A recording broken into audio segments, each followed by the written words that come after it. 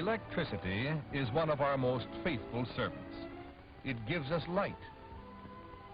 It starts our cars, has unlimited in aviation, circles the globe with entertainment. It cooks and refrigerates our food. These represent few of the innumerable applications of electricity.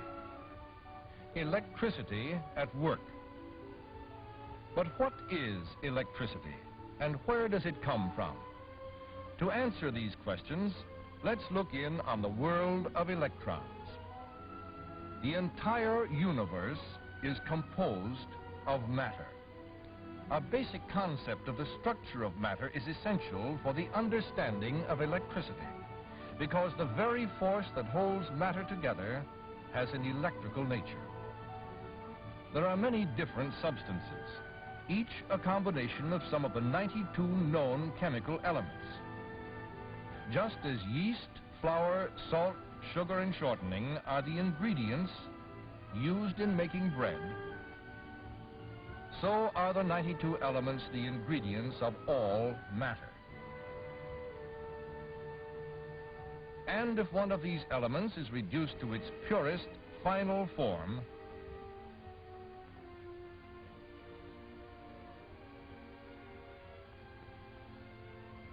its smallest unit would be an atom. No one has ever seen inside an atom. However, we think of it as a system of electrons circulating around a heavy nucleus at almost inconceivable speeds.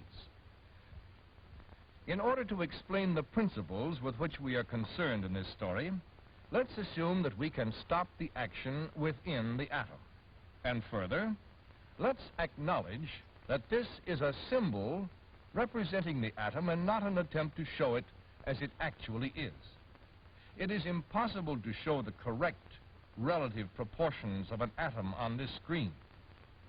For example, if an atom could be as large as the United States, one of its electrons would be only about 100 feet across. Therefore, to tell our story, we must resort to a symbol. Then we can think of the atom as being a group of relatively light, small particles arranged around a heavy nucleus. These are particles of electric energy. The lighter ones, the electrons, are negative electric charges, and the heavier one, the nucleus, carries positive charges. Normally, a state of balance is maintained within the atom by a positive charge in the nucleus equal to the total negative charge of the electrons. And when the atom contains its normal number of electrons, it is said to be in electrical balance, to be in a neutral electrical condition. It is possible, however, to disturb this normal balance, whereupon the unbalanced atom assumes an electric charge. Too many electrons will produce a negative charge. Too few will throw the balance onto the positive side. In order to visualize better the effect of this, let's introduce a color code in which the positive charge, or an absence of electrons, is represented with red, and the negative charge, a predominance of electrons, with blue. Then an object that is in electrical balance will be purple, an equal part of each of the positive and negative charges. We have been concerned so far with the electrons within individual atoms. Now let's see what happens when two or more neutral atoms come together. The outside electrons will no longer move exclusively within their original atoms, but will circulate about both atoms at once. And if we bring many such atoms close together, as in a piece of metal, then many electrons detach themselves from their original atoms and move freely throughout the metal. As long as the metal has its normal number of electrons, it is electrically neutral. But like an individual atom, it can lose some of its electrons and become positively charged, or it can pick up more than its normal number of electrons to become negatively charged. The electrons always try to get from a negatively charged body to one that is positively charged in relation to it. And if they're brought together, the electrons will flow from one to the other until both objects are equally charged. The establishment of unbalanced charges in matter is, in all instances, the principle of the generation of electricity. To illustrate further this principle, let's analyze the action within a cell, a simple source of electric energy. A piece of zinc is suspended in a suitable container. Its atoms are neutral until a chemical solution is added. Then some of the zinc atoms go into the solution, leaving a few of their electrons behind in the metal.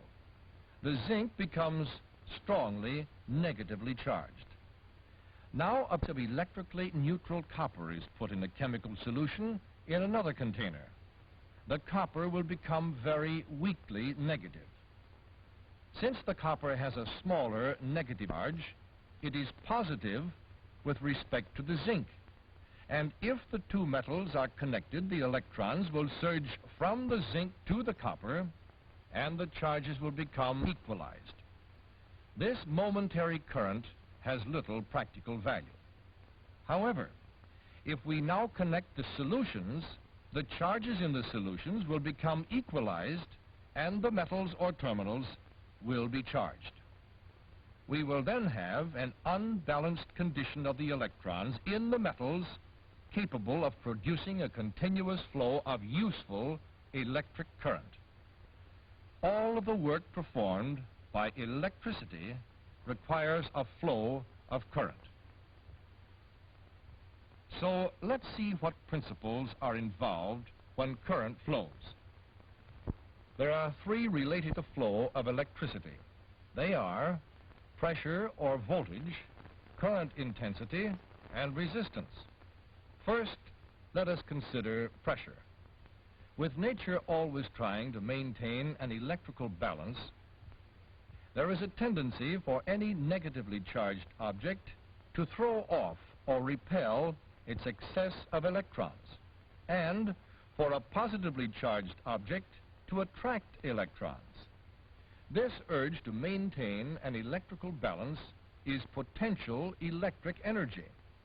And since this potential energy is a repelling and attracting urge caused by opposite charges, its force or pressure is equal to the difference in the charges. It is called the difference in potential or potential difference. The unit of pressure or potential difference is the volt.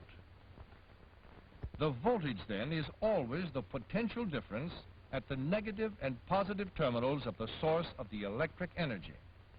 It represents the difference between the number of extra electrons at the two terminals. And when a suitable path is provided, the potential difference causes the electrons or current to flow from one terminal through the conductor to the other terminal. To explain how this works, let's review the action of the atoms and their electrons in a piece of metal, where we saw swarms of electrons moving freely in all directions about the atoms. Substances in which this takes place are good conductors of electricity.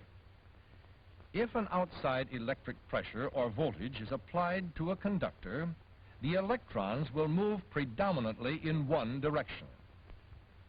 The effect is that electrons move from the negative to the positive terminal. This is the electric current. The unit of electric current is the ampere. 1 amp, now hold on to your hat, 6,300,000,000,000,000,000 electrons passing any given point in 1 second. Current, or amperage, then, is the number of electrons that pass a given point in a given time.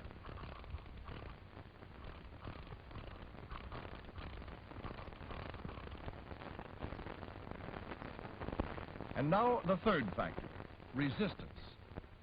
This factor is controlled by the nature of the material through which the electrons flow. Again, going back to the motion of electrons in a metal, we said that they moved freely about and among the atoms. However, even in the best of conductors, some of the electrons collide with the atoms, tending to retard the movement of the electrons. This is the cause of electric resistance. Collisions are more